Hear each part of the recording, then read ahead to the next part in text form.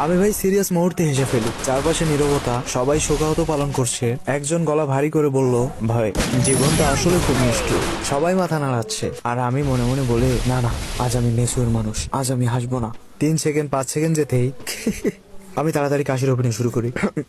ঠান্ডা লাগছে ভাই। সবাই তো সন্দেহের চোখে তাকায়। একজন আবেগে ভেঙে পড়ে বলছে, ভাই খুব কষ্টে আছে। আমি মন শক্ত করি, দাঁত কামড়ে ধরি, জিভ চেপে রাখি, মাথা নিচু করে রাখি। কিন্তু আমার হাসি, সে তো অলরেডি জুতো খুলে ভিতরে ঢুকে গেছে। হঠাৎ আমি নিজেই চমকে উঠে বলি, আরে এটা আমার হাসি না, এটা ইকো।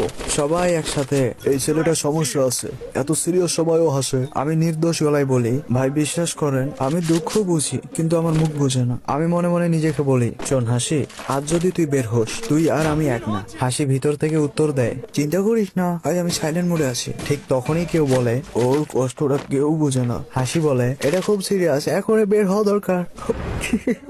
আমি মুখে হাত চেপে ধরি, মাথা নিচু করি, মনে মনে দোয়া পড়ি, কিন্তু হাসি এমন ভাবে বের হয় যেন মুখের ভিতর ভূত ঢুকছে।